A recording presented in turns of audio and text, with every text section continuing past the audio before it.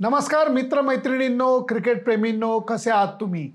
IPL काय रंग भरतंय, काय एक एक मॅचेस होत आहेत, कोणाच्या तोंडातनं अक्षरशः भरवलेला घास काढून घेतला जातोय बघून मला थक्क व्हायला होतंय. मुख्य मुद्दे काय मांडतो? मुंबई इंडियन्स ज्यांनी ऑलरेडी कित्येक वेळेला IPL जिंकलेली आहे, त्यांची ह्या मोसमातली कामगिरी ही अनपेक्षित म्हणजे अपेक्षेपेक्षा भयानक खराब होती. आणि एक नाही दोन नाही सलग 6 सामने त्यांनी गमावलेले आहेत. त्यामुळे सगळ्यांच्या मनात प्रश्न येतो की असं का होतंय? मुंबई इंडियन्सच्या टीम सिलेक्शनमध्ये म्हणजे लिलावाच्या बोली लावण्यामध्ये काही चुका झाल्यात की काय, अशी शंका मला बऱ्याच लोकांनी विचारून दाखवली. म्हणून त्याच्यावरती माझं भाष्य करतो. मला असं वाटतं की कायरन पोलार्डला ठेवण्यामध्ये त्यांच्या भावनिक निर्णय हा जास्त होता आणि ट्रेंट बोल्टला सोडताना त्यांनी जी चूक केली, मला वाटतं Mumbai Indians Chennai super Kings हे ज्या ज्या वेळेला जिंकले त्यावेळेला त्यांचं ओपनिंग चांगलं झालंय. ओपनिंग म्हणजे फक्त बॅटिंग म्हणत नाहीये, मी बॉलिंगचा सुद्धा उल्लेख करतोय. ज्या वेळेला चेन्नई सुपर किंग जिंकलं त्यावेळेला ऋतुराज गायकवाड आणि फाफ दु प्लेसीनी अप्रतिम सुरुवात करून दिलेली होती आणि त्याच्या वेळेलाच चेहरनी जी काही बॉलिंग केलेली होती, सॅम करननी जी काही बॉलिंग केलेली होती, त्याचा परिणाम जबरदस्त झाला. मुंबईच्याकडे सुद्धा तसंच होतं की एकीकडे सलामीला जबरदस्त बॅटिंग रोहित शर्मा करत होता आणि दुसरीकडे ट्रेंट बोल्ट डावखुरा फास्ट बॉलर आणि दुसरीकडे आपला बुमरा हा उजव्या हाताने टाकणारा वेगवान बॉलर, यांचं कॉम्बिनेशन होतं ते जबरदस्त होतं. चेन्नईला धक्का काय लागला? चेहर आणि सॅम करन हे खेळेनासे झाले. एकाला दुखापत झाली, दुसरा खेळायलाच आला नाही.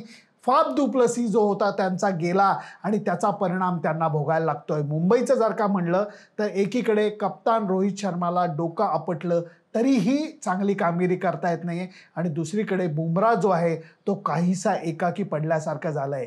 हे टीम सिलेक्शनमधले ज्या चुका होत्या त्या चुका दोन्ही संघाला चांगल्याच भोगायला लागत आहेत.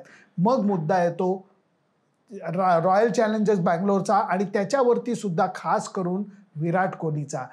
क्रिकेटची कधी कधी मला भीती वाटते. ही गोष्ट मी खूप वेळा बोलून दाखवतो. कारण क्रिकेट कधी कधी खेळाडूशी अत्यंत निर्दयीपणे का वागतं हे मला न उलगडलेलं कोड आहे. जर का आपण विराट कोहलीचं उदाहरण घेतलं तर त्याची कामगिरीचा जे काही त्याला घसरण लागली ती अशी का लागली आपल्याला कळत नाही. मेहनत म्हणा, डेडिकेशन म्हणा, कॉन्सन्ट्रेशन म्हणा, या सगळ्या फिटनेस म्हणा, या सगळ्या बाबतीत तो सगळे बॉक्सेस टिक करतोय आणि तरी क्रिकेट त्याला म्हणतंय please wait, you are in queue. कधी तो आऊट होतो, कधी स्पिनरला होतो, कधी फास्ट बॉलरला होतो. दोनदा तो डायरेक्ट हिट रनआउटनी झालेला आहे बाद आणि त्यावेळेला त्याची बॅट अक्षरशः 1 इंच क्रीजपासून लांब होती. क्रिकेट असे धक्के का देतं हे मला न उलगडलेलं कोड आहे. त्यामुळे मला एकीकडे मुंबई इंडियन्स आणि चेन्नई सुपर किंगबद्दल वाईट वाटतं, तसंच मला विराट कोहलीबद्दलही वाईट वाटतं. आता मुद्दा येतो की ह्या वेळेला ज्या टीमनी यश मिळवलंय त्याचं कारण काय आहे? गुजरात टायटन्सचं तुम्ही उदाहरण घ्या. ही टीम कागदावरती जबरदस्त वाटत नव्हती. त्यांच्याकडे लिमिटेड रिसोर्सेस आहेत. अगदी शुभमन गिल, हार्दिक पंड्यावरती जास्त करून त्यांची भिस्त होती. बॉलिंगमध्येही त्यांची मोहम्मद शमीवरती भिस्त होती. पण गंमत अशी बघा, ज्या घोड्यावरती त्यांनी पैसे लावले ते घोडे अक्षरशः त्यांना रेस जिंकून देत आहेत. आणि ह्याच्यामध्ये तुम्ही जर का पाहिलं तर दरवेळेला वेगळा हिरो त्यांच्या कॅम्पमधनं निर्माण होतोय. तिवातिया अपेक्षा नव्हती त्यावेळी त्यांनी 3 बॉलमध्ये 13 रन केल्या, मॅच जिंकून दिली. परवा बाकीच्या हार्दिक पंड्या एका मॅचला खेळला नाही. शुभमन गिल सुरुवातीला आउट झाला. मिलरनी काय इनिंग केली, डेव्हिड मिलरनी काय इनिंग खेळली आणि मॅच जिंकून दिली हे बघून हरकायला झालं. चांगली गोष्ट ह्याच्यातनं ही वाटते की ज्या टीम चांगली कामगिरी करतायत त्या एका प्लेअरच्या हिरोगरीवरती अवलंबून नाही आहेत. ही सर्वात महत्त्वाची गोष्ट मला वाटते. राजस्थान रॉयल्सच्याकडनं जोस बटलर जी काही बॅटिंग करतोय त्याला तोड नाहीये. कारण सुरुवातीपासून अखेरपर्यंत बॅटिंग करून 2 शतकं सुद्धा त्यांनी गाठून दाखवलेली आहेत आणि या सगळं करत असताना स्पिनरचा बोलबाला हळूहळू वाढत चाललाय. तुम्ही जर का पाहिलं तर हळूहळू आता विकेट खराब होत जाणार आहेत आणि स्पिनरची संधी ही चालू होणार आहे आणि तीच गोष्ट आपल्याला युजवेंद्र चहलच्या बॉलिंगमध्ये दिसते. त्याचबरोबर मला अजून एका बॉलरचा उल्लेख करावासा वाटतो ज्याच्याकडे BCCI संघ व्यवस्थापन बारीक लक्ष ठेवून आहे आणि तो म्हणजे उमरान मलिक.